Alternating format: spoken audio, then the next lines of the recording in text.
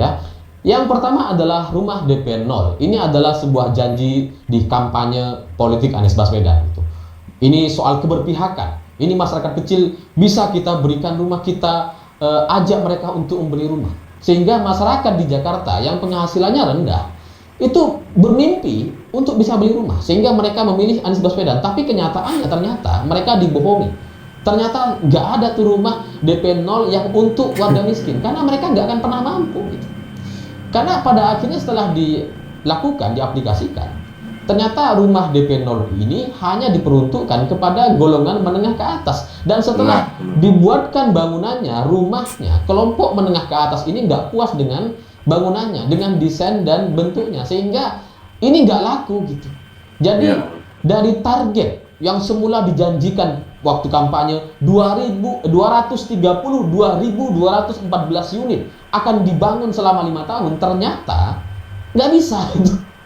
Karena yang terbangun cuma 2.000, sehingga solusi dari Anies adalah target dari 232.000 unit ini diturunkan jadi 10.000 unit. Yang terrealisasi 2.000 gitu. Jadi lumayan gitu, 20%. Bisa dibilang lumayan lah 20% gitu. Karena kalau targetnya nggak diturunkan, targetnya tetap 232.000 unit. Sementara yang terbangun cuma 2.000, it's not even 1%. Itu bahasanya Anies. Halo guys, selamat datang kembali di channel Pasti Bisa. Gimana kabarnya kalian? Saya berharap mudah-mudahan selalu dalam keadaan segar bugar, sehat walafiat. Guys, di video kali ini kita lagi-lagi akan membahas si Yohanes. Karena saya melihat Yohanes ini di berbagai media selalu membangga-banggakan kerjanya yang menurut dia sangat bagus. Mungkin saking bagusnya dia ini beranggapan mungkin kerjanya melebihi kerja presiden. Jadi kemana-mana selalu bicara soal rekam jejak kerjanya. Padahal kenyataannya kita semua tahu berantakan amburadul dan banyak lagi masalah-masalah yang ditimbulkan. Nah guys, di video ini kita akan membahas apa saja sih dosa-dosa Anies kepada masyarakat Jakarta. Mungkin banyak di antara kita yang belum tahu dosa-dosa Anies.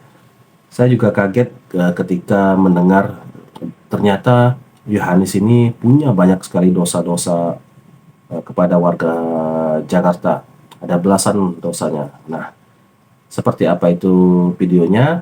Penasaran? Mari kita simak sama-sama. Oh ya guys, simak sampai selesai karena di akhir video seperti biasa saya akan memberikan komentar dan lebih dan membahas tentang isi dari video ini. Jadi kalian simak sampai selesai, baru beri tanggapan dan komentar di kolom komentar. Jadi bisa nyambung dengan apa yang sudah saya komentari. Oke guys, tanpa berlama-lama lagi, mari kita simak videonya.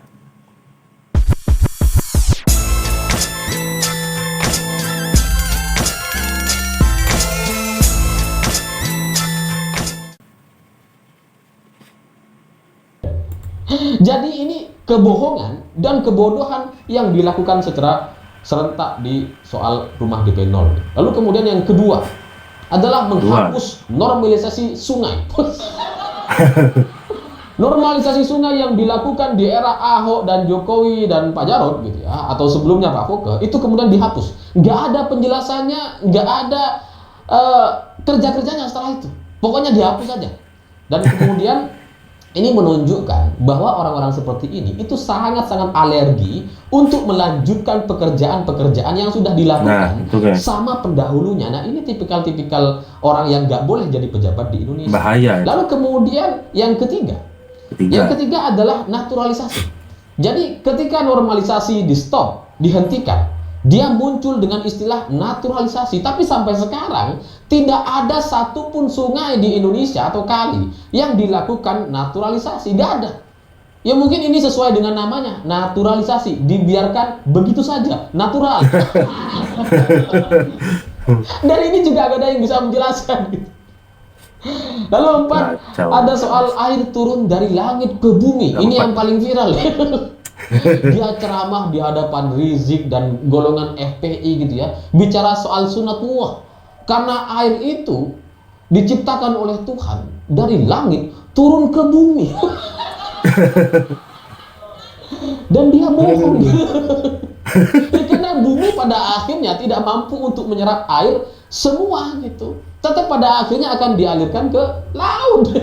Sunatullahnya dialirkan ke laut, tapi karena isu sara, karena urusan-urusan politik agama, dia sampai menggunakan sunatullah. Padahal bohong. Lalu kemudian yang kelima adalah trotoar yang diperlebar.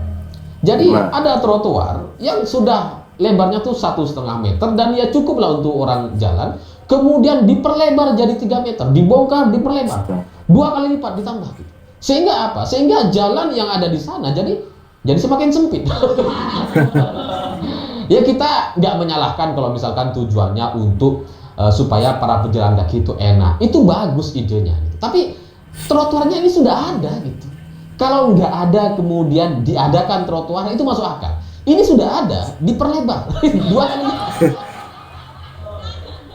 Udahlah trotoarnya itu sedikit orang gitu, sedikit orang jalan, sementara dampaknya kepada masyarakat di Jakarta gitu. Jadi macet tambah macet, dari yang sudah macet tambah macet gara-gara perlebaran trotoar ini.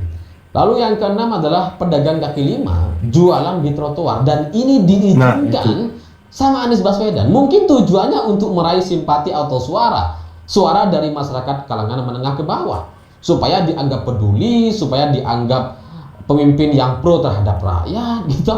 Tapi nyusahin orang lain.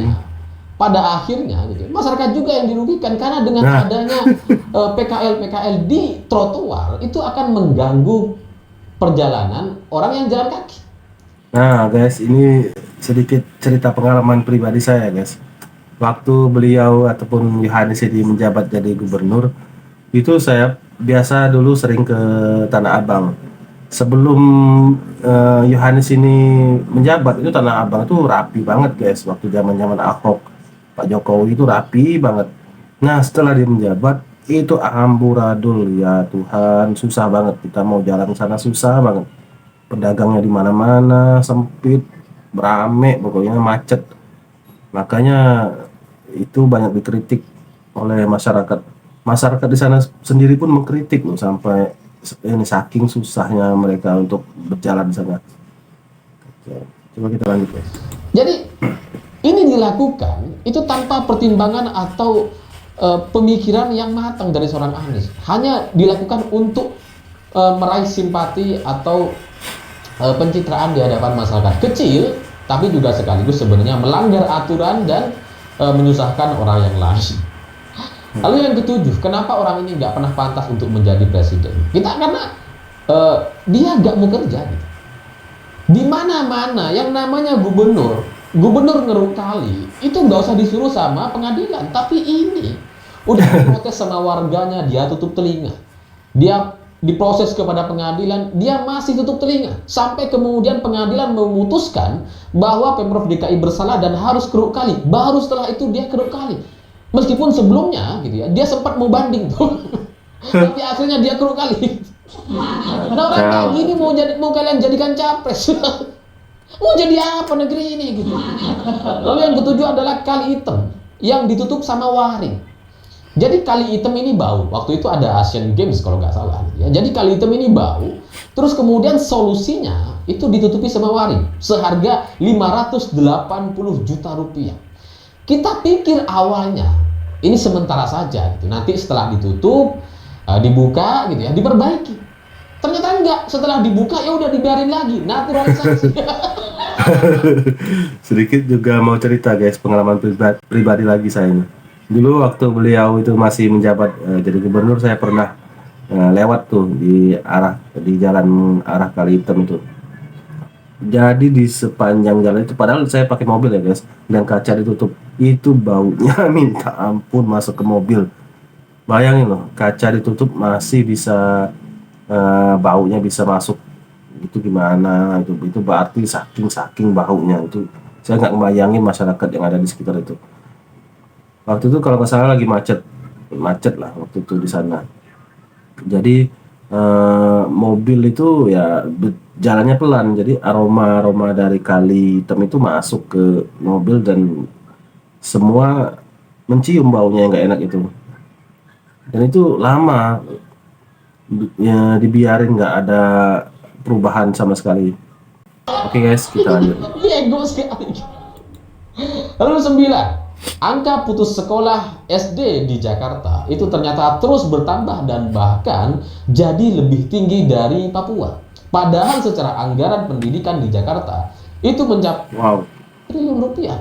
Dan dari sini kita bisa melihat kenapa Pak Jokowi akhirnya memecat Anies Baswedan dari Menteri Pendidikan. Ya karena ini.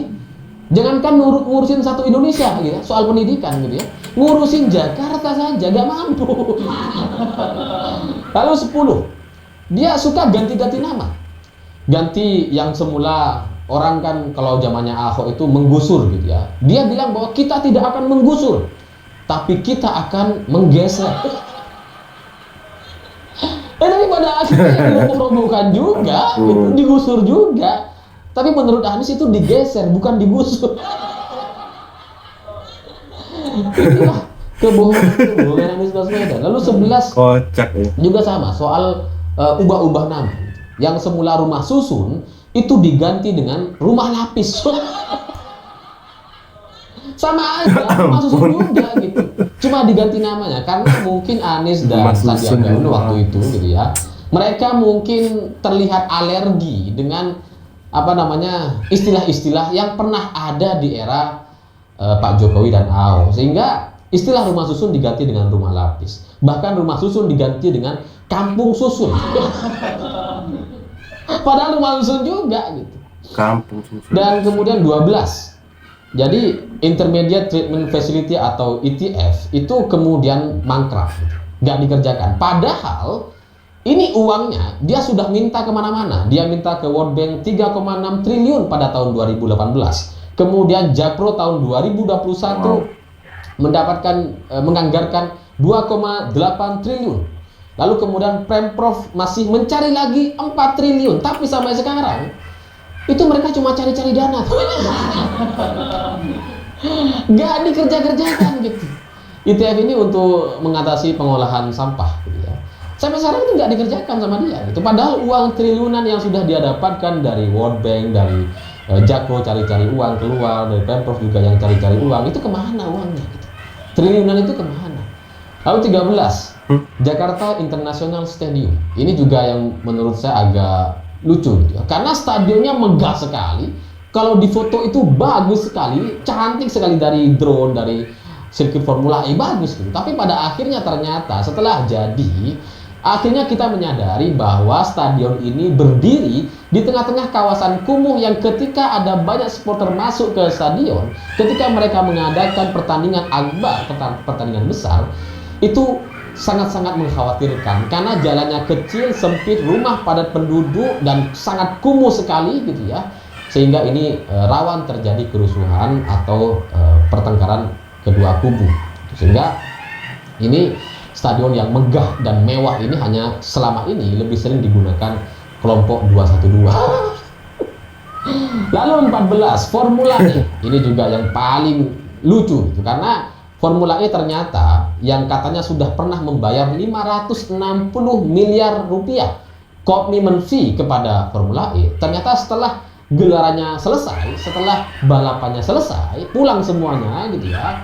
Ternyata Jakpro masih belum bayar sebesar 90 miliar rupiah. Jadi belum bayar gitu, masih kurang 90 miliar. Wow. Sementara keuntungannya ya bisa dibilang nggak kalau 90 M belum dibayar. Kalau untung kan langsung bayar habis itu, bayar. Bener. Lalu 15, pohon di Monas ditebang. Ini saya juga nggak ngerti. Dulu kan tujuannya untuk Formula E atau untuk apa namanya memperindah Monas gitu dengan cara menebang. Dan ini lucu sekali, pohon-pohon ini ditebang dan dia nggak tahu kemana. Jadi lempar-lempar aja gitu. Karena menurut kepala dinas ini ke sana, kata yang ke sana ke sini. Katanya disehatkan, tapi yang nggak ada. Jadi pohon yang usianya sudah puluhan tahun ada di Monas itu akhirnya raib, nggak tahu kemana gitu, dan ya cuma saling lempar aja gitu, saling menata kata antar kepala dinas. Dan itu membuat Monas jadi kelihatan rusak. Kacau. Lalu 15 adalah angkat peti mati dalam kasus kerusuhan demo di Tamrin. Ya mungkin tujuan Anies untuk untuk menarik simpati demonstran. Memang dia tuh seolah-olah memposisikan diri anti pemerintah, meskipun ya dia nggak pernah mengucapkan itu. Tapi dengan adanya demonstrasi yang terjadi di Jakarta, dengan dia bilang fasilitas obat gratis, kita sediakan persiapan medis gitu, itu menunjukkan kan bahwa dia pro dengan demonstrasi dan kerusuhannya satu paket. Nah orang kayak gini nggak boleh jadi capres gitu. Karena ini kalau jadi capres bahaya, bisa digunakan kelompok-kelompok tertentu untuk membuat negeri ini chaos atau rusuh gitu. Kemudian dia bisa muncul dengan kepentingan politiknya, kepentingan pribadinya. Lalu 17 adalah takziah korban demo. Ini juga sama.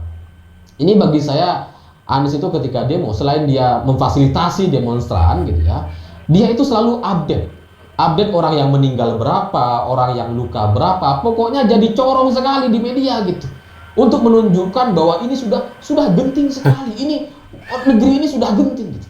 Dan itu dilakukan sama Anies selama bertahun-tahun. Jadi setiap ada korban luka, orang meninggal gara-gara demo, dia cerewet sekali. Sementara perbandingannya dengan kasus banjir yang terjadi di Jakarta karena kecerobohannya, itu dia jarang update. Yang dia klaim, banjirnya sudah surut, meskipun belum surut, diklaim sudah surut. Lalu ketika ada korban meninggal dunia saat banjir, dia nggak ngeklaim bahwa mereka meninggal karena banjir, enggak. Ini dia meninggal katanya karena listrik. Jadi mereka meninggal bukan karena air, tapi karena listrik. Ini kan bagian dari kebodohan, kebohongan, kemunafikan yang dipertontonkan dengan sedemikian rupa tanpa rasa bersalah gitu. Apakah kita mau dan sudi menunjuk orang ini jadi capres untuk kita pilih? Jangan sampai gitu. Lalu 18, beli mobil pemadam kebakaran yang harganya miliaran rupiah, ada yang 17 miliar rupiah. Tapi itu nggak bisa digunakan karena nggak bisa jalan mobilnya. Ketika ada kebakaran gitu. Guys, itu tadi ada 18 dosa-dosa Yohanes Baswedan ini kepada warga Jakarta yang mungkin selama ini tidak diketahui oleh masyarakat umum, karena mungkin selama ini ditutup-tutupi oleh kata-katanya yang terlalu lebay, membanggakan rekam jejak yang sudah berantakan itu.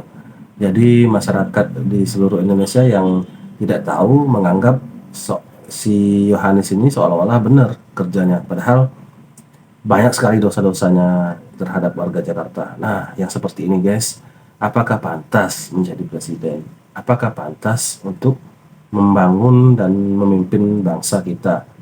Sedangkan di Jakarta saja dia terlalu banyak dosa-dosanya. Itu baru sebagian ya guys, baru sebagian yang kita bahas ini baru sebagian, masih banyak lagi, masih mungkin puluhan lagi dosa-dosa. Karena ini saya ambil hanya sedikit saja, yaitu 18. Ini pun sudah sangat-sangat menyusahkan warga Jakarta. Jadi sekali lagi lah, buat kalian yang mendukung Yohanes, berpikirlah secara sehat. Katanya akal kalian itu selalu sehat. Harusnya kalian itu berpikir siapa yang lebih pantas untuk memimpin bangsa Indonesia ini. Oke guys, sampai di sini dulu pembahasan kita kali ini. Mudah-mudahan video kali ini menjadi sarana informasi yang bermanfaat sekaligus menghibur buat kalian semua. Tak lupa saya ucapkan baik-baik terima kasih buat kalian yang sudah subscribe. Buat yang belum, silakan klik subscribe sekarang juga, karena subscribe itu gratis, dan semoga yang sudah subscribe diberikan rezeki yang melimpah. Oke guys, sampai ketemu lagi di video-video selanjutnya. Salam NKRI.